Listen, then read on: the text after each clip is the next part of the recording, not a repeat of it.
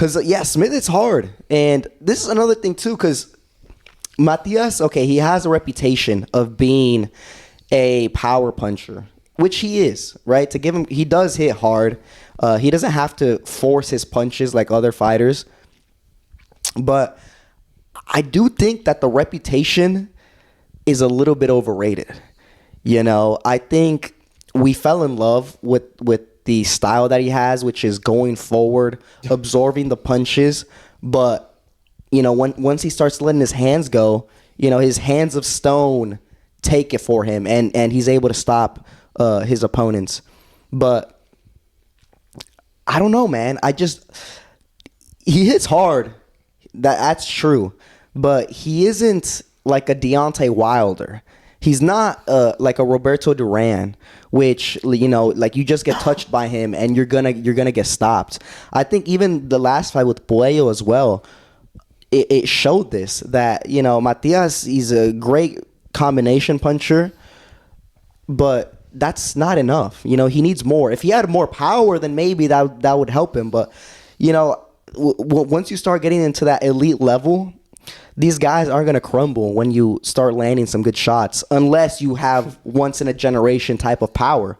And I don't think Matias does have that. So, you know, it is a double-edged sword, like you said, Rulo. It's a double-edged sword, absorbing all these shots and, you know, hoping, praying that your punches are going to be strong enough to stop your opponent. And if they aren't, then your holes that you have in your game are going to get exposed, which is what I think happened. You know, we've been talking about this forever, that Matias, skill-wise, I don't think he is championship-level material.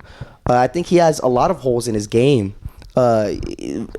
He makes so many mistakes. Like, he's so upright.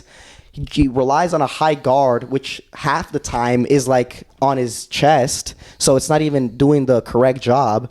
He has no head movement. He doesn't pivot. He doesn't get off the center line.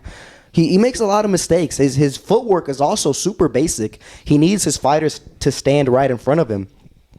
And if he doesn't have that, then he looks human. He looks average. And, you know, in this fight, even in this fight with Smith went right at him and exchanged with him. So he was playing into Matias's hand, and he still ended up losing the fight. So I definitely think that, you know, Matias he's a great fighter still, in the top, one of the top guys out the 140 division, but that's not because of the skill level. It's because of his power. I want to say I agree with the majority of those things that you say. I think the only pushback that I want to give is the power. I do think that maybe his power has been praised a little bit too much, but that's still solid. Mm-hmm. I want to say his punch output against Dalton wasn't there Saturday night, but the times that he was able to let his hands go, he was able to create damage on Smith's face. You know, he cut him up, he bloodied his nose, and I think you know, and he's not even putting all of his power, or he's not twerking all that power into those punches. Those are like shoulder power punches, you know what I'm saying? And even then, they're able to have this much power and do that much damage to Smith. I really do think I think within the attack, it is championship level, but if your defense isn't up there, I mean, you're not going to get very far. And I think I mean, it's sad to see, because this is a guy that I like to watch. But I think we're seeing the downfall of Matias. Yeah, he's a fan-friendly fighter. And he I'm still going to enjoy watching him. I was never the biggest fan of him. You know, I liked him because all his fights are going to be entertaining. But listen, I'm curious about Dalton Smith, honestly, because he's been doing his thing in the UK, man. He's been doing his thing. He's been climbing the rankings. He stepped up this fight against Subriel Matias, the first time challenging for a world title. And I think he made a lot of fans over here.